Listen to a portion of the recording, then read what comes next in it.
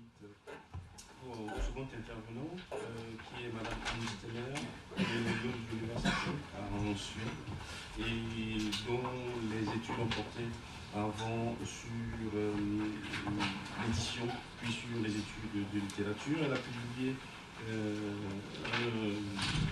de façon intensive sur la littérature du XXe siècle et les marchés du livre contemporain. Et elle a publié également un ouvrage qui est intitulé Bestsellers on Literacy Culture en 2011. Et elle va nous proposer aujourd'hui une communication, si le titre n'a pas changé, qui est le suivant, je le dis en anglais, The Global Book on the Market in the 21st Century. Je ne vais pas me permettre de traduire, puisqu'elle va parler en anglais. Et donc, nous allons changer de langue en changeant de sujet. I do feel, yeah, thank you. And I do feel a little bit like, and now for something completely different. Although I don't speak French, I'm afraid, but I do understand a little bit, and I did understand the last sentences there on world literature as books that travel. And the way Goethe phrased this is, of course, that world literatures are the kind of books that will travel to other countries or across borders. And that is not always the kind of books, as I think you were thinking of, that we want it to be.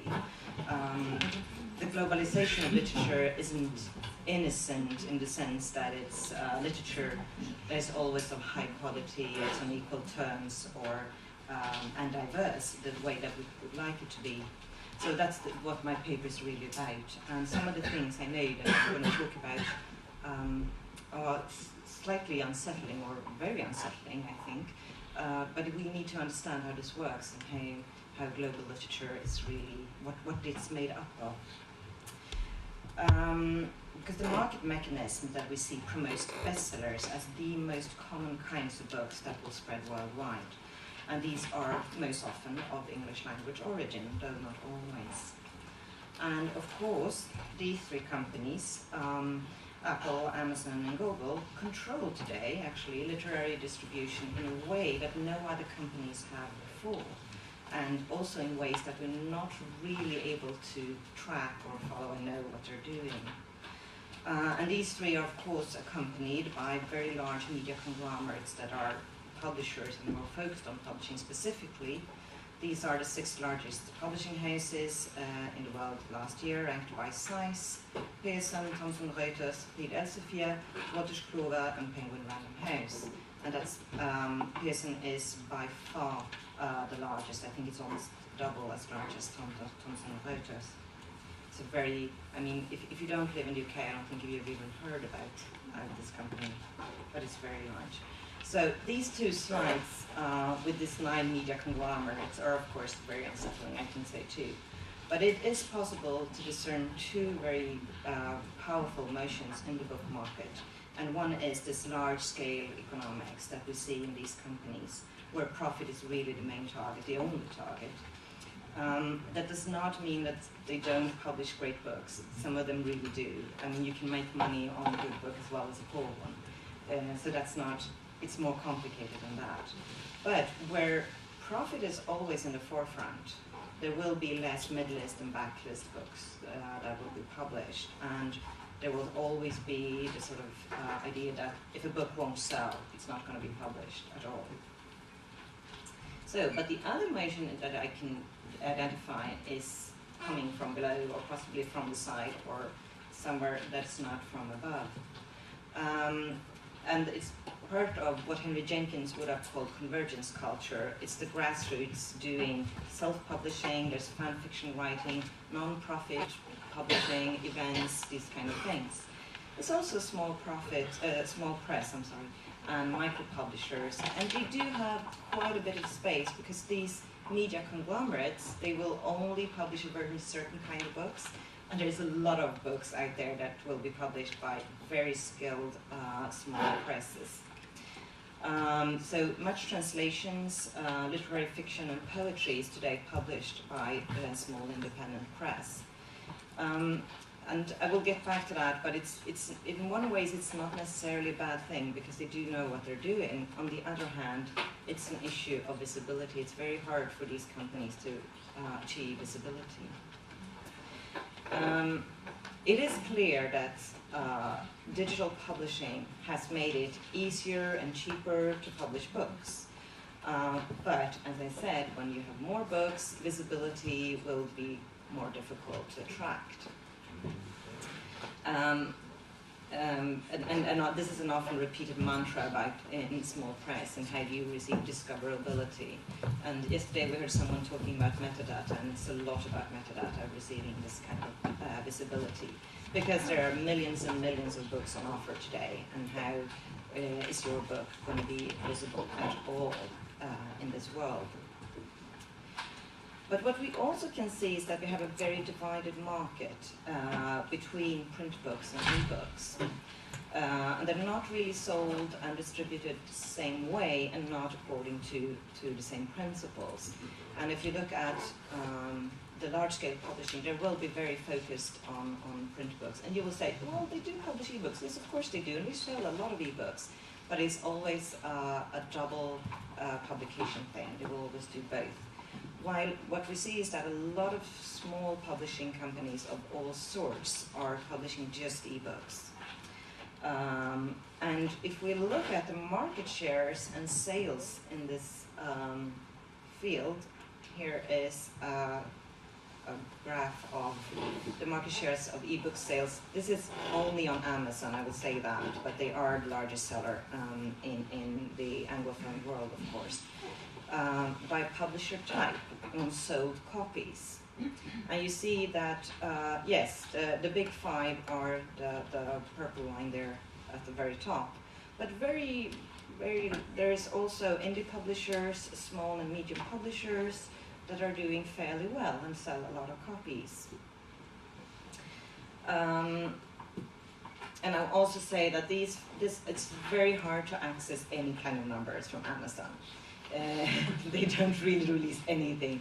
So there is a little question mark on how this method is done, because it's a company called Author Earnings Report. They pull data from Amazon. They do this constantly, and they generate different graphs. And it's not, I mean, I don't think it's 100% this kind of method, but if you compare it with other studies that's been done, they show basically the same kind of figures. So it's reasonably well corroborated with other methods. But on the other hand, if we compare it to actual earnings, the last slide was sold copies, but if you compare it with earnings, then you see the big five taking off. There is a complete different graph, because they sell their books more expensively, basically, and the other ones are not making that much money because they sell them very cheaply. And I have a third graph here showing what is really going on in this kind of ebook publishing. And this is, I think, is very interesting. So they make this report constantly. And this is from February 2014 until September this year. And of course, the interest, because there is a general discussion within publishing that ebooks are losing ground, the market is saturated, we're not selling as much as we used to. But what this graph shows is that something else is happening. It's not ebooks that are selling less, it's the big publishers that are selling less, or of their particular titles. And instead we have a new kind of a shadow book industry. I say book now with a very sort of, because it's not very easy to decide whether this is books or not. They don't have ISBNs. They're not published by publishers the way we think of publishers. They're published by individuals and companies that are not connected in any way to a publishing house, and that has no intention of being it either. So they're really releasing a digital file on Amazon, and that's the only place where they sell their books. So it's very hard to tell whether these are to be seen as books or not. And these are clearly growing, and that's the dark blue up there. That's non-ISBN books on Amazon that is selling more and more. And of course, they're really cheap books. Most of them are $1 or $2. So, and they're very short, a lot of it. And it's a complete mix of, there's a lot of self-publishing there, definitely. And a lot of other things as well. I try to figure out, it's very hard to track these kinds of books because there's no way to say, you know, show me your non-ISBN books, Amazon, please. But I've tried to look at a few, and one of the things that very clearly comes up is the genre of erotica. And here is one very distinct example. This woman is called MN4G. I'm not sure it's her real name. She published erotica. None of these books have ISBNs. And this is a very typical example of a person not really trying to enter traditional book publishing the way we think of it. But at least in this case, there's actually an image of her and a book series under her name, and a lot of these texts do not even have that. And as you see, I mean, I think the expensive ones are $4 here. That's the expensive books. So what I try to see here is that there's a changing scene that is in one way driven by grassroots, because it's small, it's everyone being published, but it's very much indeed taken up by the big three. I mean, it's Amazon making money here, or in other places it's Google or Apple. And of course, that it means that traditional publishing is being threatened very much from above, but also in many ways from small startup tech companies and from individual self-publishers who says we don't need publishers anymore.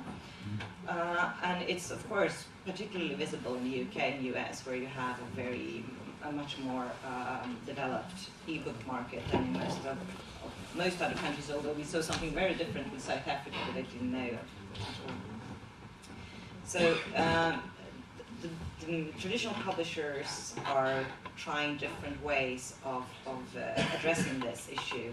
And one way is to become sort of, try different methods, business models mainly. They will try new distributions mechanisms, sales transactions, try to sell different ways, so through subscriptions. There's a lot of kind of Spotify for books going on at the moment. I'm not sure they're working very well, but they're trying these things. But they also have schemes for trying to break down barriers between publishers and readers, and between publishers and possible authors.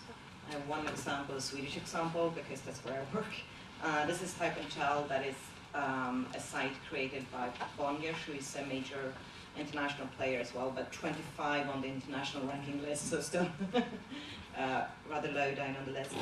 And it's basically a self-publishing site. And why a major publisher tried to enter this market, it's not really clear when you ask them. It's how are they going to make money on it? But I think what they're trying to do is see if they can find authors this way. But it's not really clear. But there's a lot of that going on at the moment.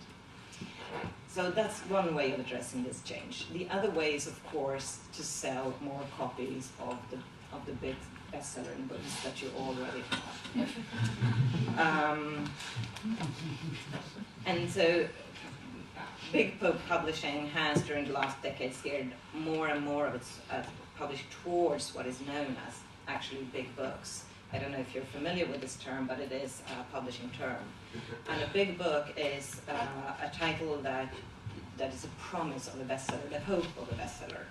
But it's not only the hope, you will actually invest a lot more in a big book than you will in your other titles. You will have a larger print run, of course, but you will also have marketing resources of another kind. You will have more advertisements, a prioritized sales pitch. So the publisher will treat the list of big books differently than they do anything else. But so does wholesale, bookstores, department stores, bookstore chains particularly will focus very much on their purchases in advance on the big books. But also you will find that critics and book buyers and readers treat them differently, not always in a positive way, but differently. So I mean, even a large-scale publisher will have a varied front list because you can just not have only big books, it's not possible. But most of them try to publish as few books today as possible because there's so much out there. It's easier to publish fewer books and focus on them than have a wide list. The problem is, of course, that no one knows what the next bestseller is going to be until it's there, because no one had heard of Harry Potter or James Gray before they were there.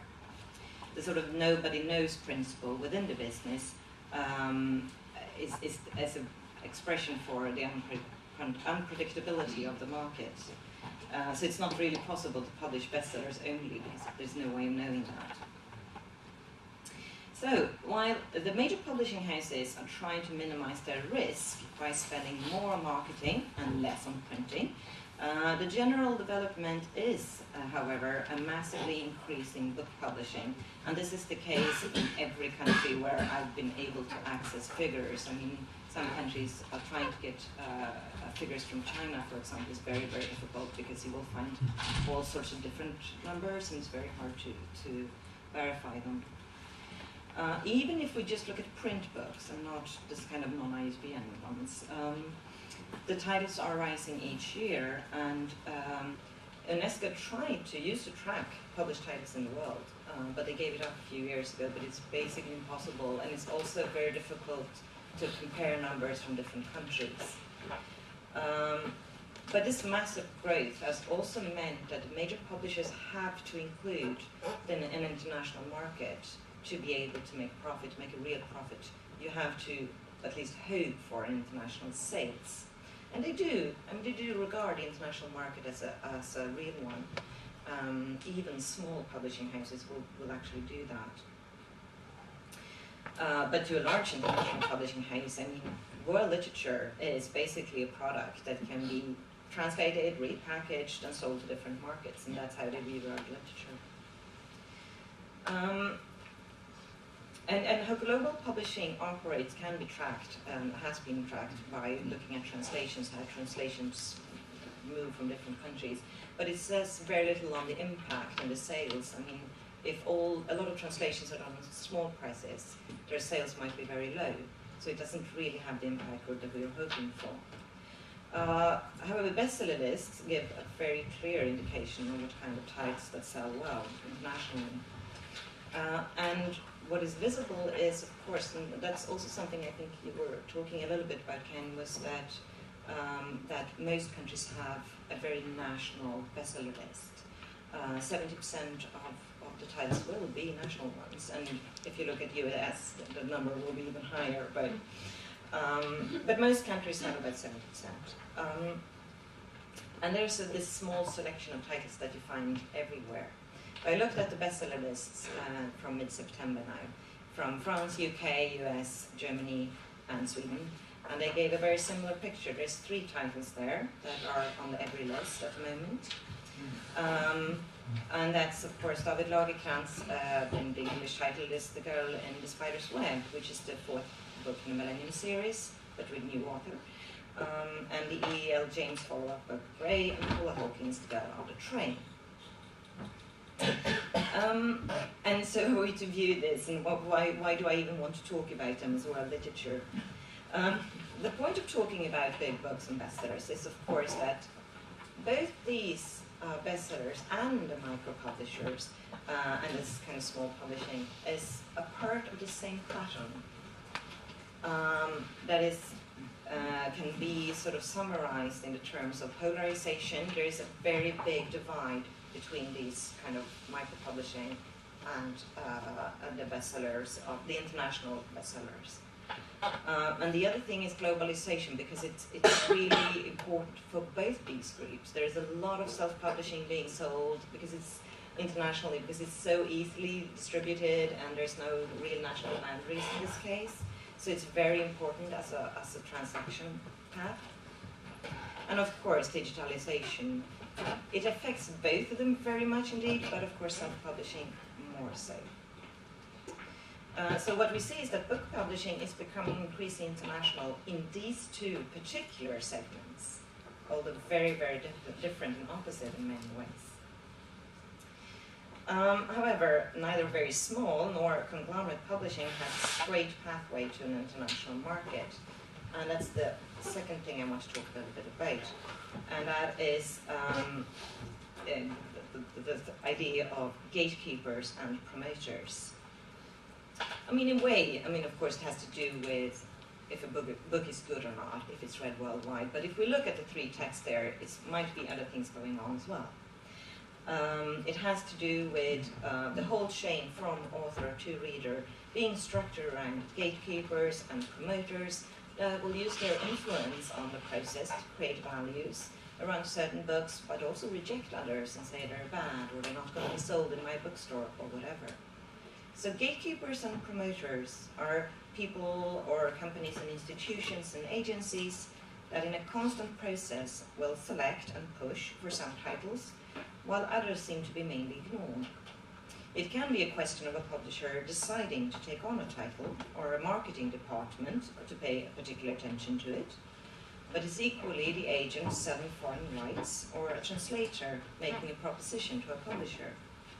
And it's booksellers displaying certain titles in the window or a daily press critic discussing qualities of a novel. And these and many more, of course, are part of a structure that enables some titles to reach international fame or at least sell or be spread worldwide. This evaluation process can be actually empirically tracked. And in a study I've been part of called Autumn Books, Literary Value Negotiations 2013, we followed, we were a large group of researchers, to say that, because this was extensive work. We followed 20 novels in Sweden. These are some of the novels. During the autumn, published during the autumn of 2013, and we followed how they were valued in many different ways by publishers, critics, bloggers, booksellers, in live performances, by readers, radio, TV, book clubs. We followed these books everywhere we could find traces of them, and that was in many different places. And this conference is not a place to talk about the project as a whole, but I will talk about a couple of things that I think is useful for understanding this process of how books reaches out or not reach out. And the first is that we noticed there were certain logics of valuing, that we call it. And the first two are the most common ones. It's silence and consolidating. Silence means nothing happens, basically. And that goes for a lot of books. They won't only be not reviewed, they won't be talked of in book blogs, they won't be sold, nothing will happen with them at all. There will be friends and family that reads it, and that's it. And the other consolidating means that a book will be treated basically the same way as the last book of that particular author. It's basically seen as, one more of that author. And so depending on what kind of value you have as an author, that book will do, that the reviews and the discussions of a certain book will be very much coloring that. The more unusual one, but we had one case among our 20, that is a renegotiation. An established author, or perhaps even an unknown author, but that has published a lot of books, will all of a sudden be renegotiated, and in a way that will say this is something very different, and this author is all of a sudden seen in new ways. And that all happens occasionally, and these will be the real bestsellers. There will be a lot of media attention, there will be a lot of attention in bookstores and in basically everywhere, and that means that everyone has to read this book. But we also noticed that debutants, of course, we have actually to keep them in a different section because they were treated very differently from all other authors and books. Although debutantes, we discovered also were usually people who had published a lot before they became debutantes. That's part of the process. So what we saw was that books were not treated the same way. And it had not to do with the text themselves, it had really to do with the expectations of that particular author and or the publishing house or the genre that the texts were written in. So if you write crime fiction, for example, it's not likely that you're going to get reviews in the daily press, because that's the expectations of crime fiction, that it's popular and it's not interesting in that way. So there was a lot of presumptions about what kind of book it was before they read it at all.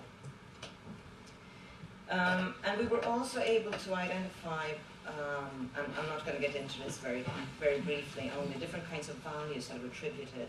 And when we talk about values in literary studies, we usually talk about style and form, or knowledge, including existential values. But it was also very clear to us that emotional values, social values, and of course economic values were important factors.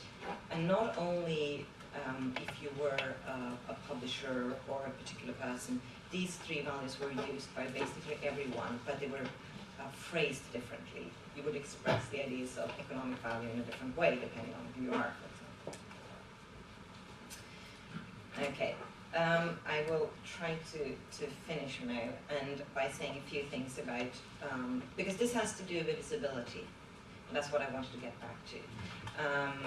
The very few successful titles that will be reprinted, most books have a very short lifespan.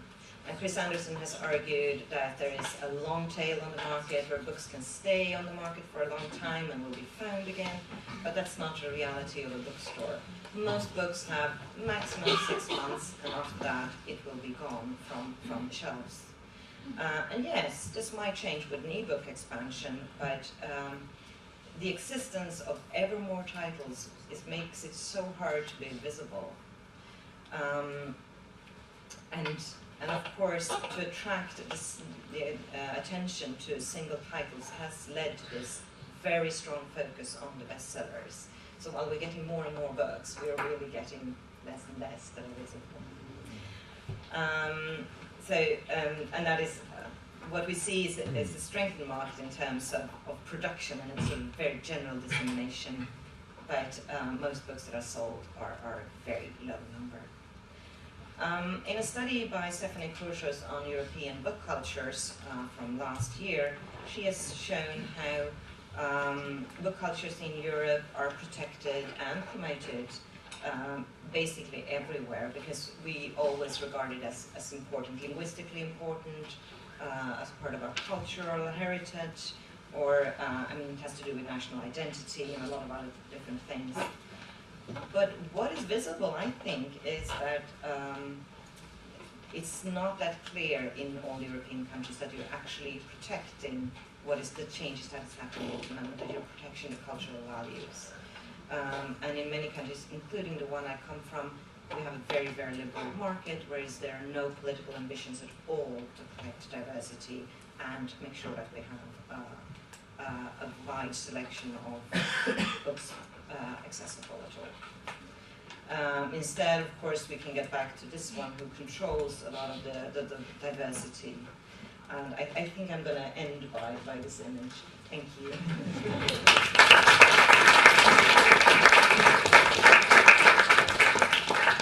Je veux remercier Ann Steiner d'avoir, tout au long de sa communication, établi une sorte de comparaison entre le marché du livre et le statut de la littérature telle qu'elle est apparue, en particulier dans les sociétés européennes, et c'est sans doute la raison pour laquelle c'est à travers ou avec un ouvrage consacré justement à la protection de la culture européenne que vous avez terminé votre propos.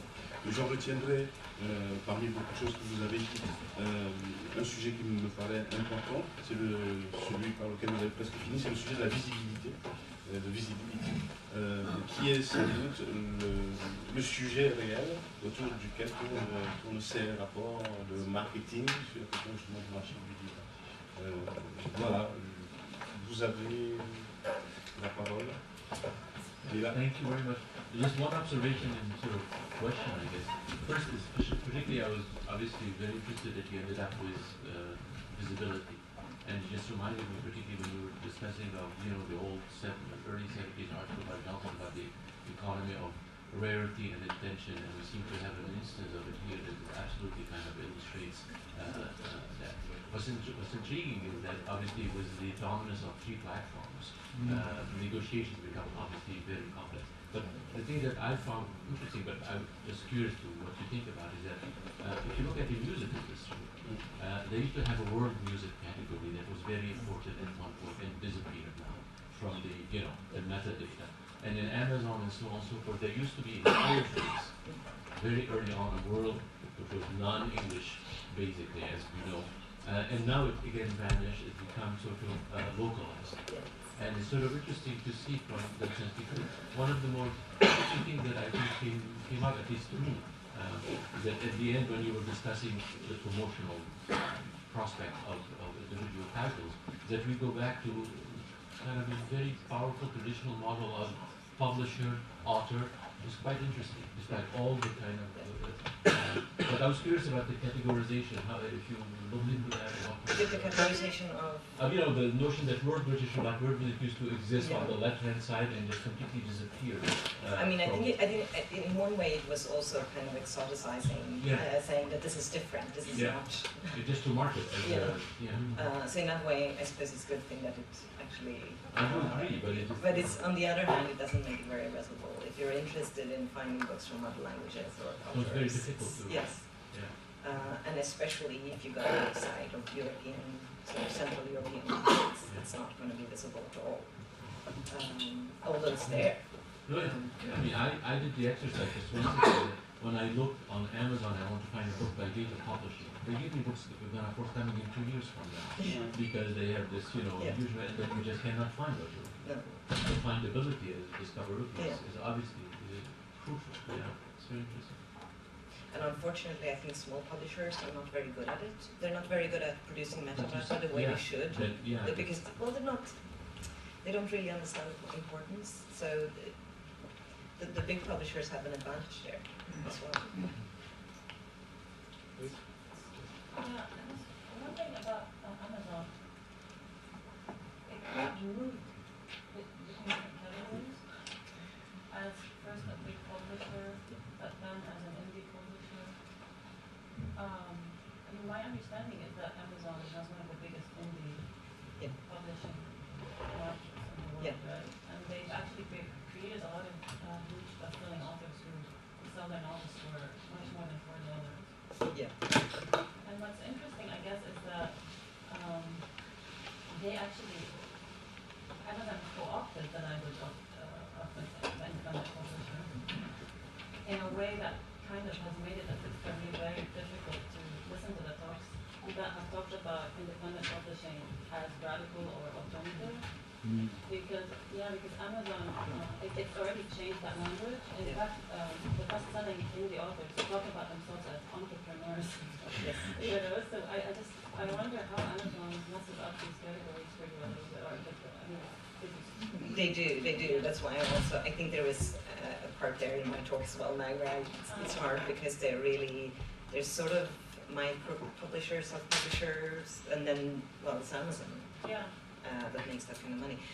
But it's very specific Anglophone markets. I think it's very different if you look at other countries. They won't be that kind of a player. And there will still be a lot of self-publishers that are using smaller kind of different websites that you can use. So there are, but no, I think Amazon is very problematic. On the other hand, they have, so it's not easy that you can talk about a democratization of the market. I'm just wondering if it messes up the opposition in general. It does. I think it does. Or at least you have to be much more nuanced and think about those things more in detail. Yes. I want to know whether there isn't a sort of somewhat more positive side to the picture in that Amazon and other smaller but still big sites, there are many titles which are now at least accessible, discoverable. They may not be highlighted, most users may not know about them, but if you are looking for a specific title from an obscure publisher or a book out of print, then you can locate it on Amazon. And there are some interesting kind of developments. For instance, now in my country there's an Amazon.in, it's the Indian version. and which enables us to trace books in Indian languages outside our own region in a way that would have been impossible earlier. If I'd heard of a Hindi book, I live in Bengal, that's a language area. So if I'd heard of a Hindi book, it would be effectively impossible for me to trace that book earlier. But now I can. So that is, I think, one game which, among the many other...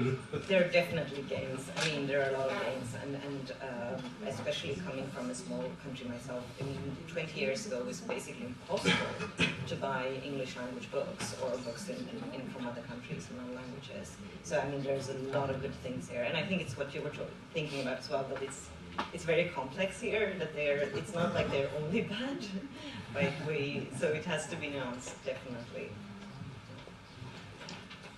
I'm kind of interested in these books that have no official existence. A bestseller in that area, does it ever rise up to become visible? And then does it acquire an ISBN? Usually, what happens with all self-publishers that rises, that is, they will eventually, not all, but almost all, will eventually be picked up by a large publishing house. So it depends on how well it does, but it's very, and I think that's why the Type and Tell example, that's why a big publisher wants to create a self-publishing site, because it's a way for them to see which authors will make it, and then they will pick them up. So yes, they will. The thing is that the non-ISBN sort of segment is growing so quickly, so it's not really been possible to see how that will develop yet. Because it's hard to tell if it's book publishing even, since they don't do print runs at all. Or usually they don't even do print on demand or anything. So it's just a digital file.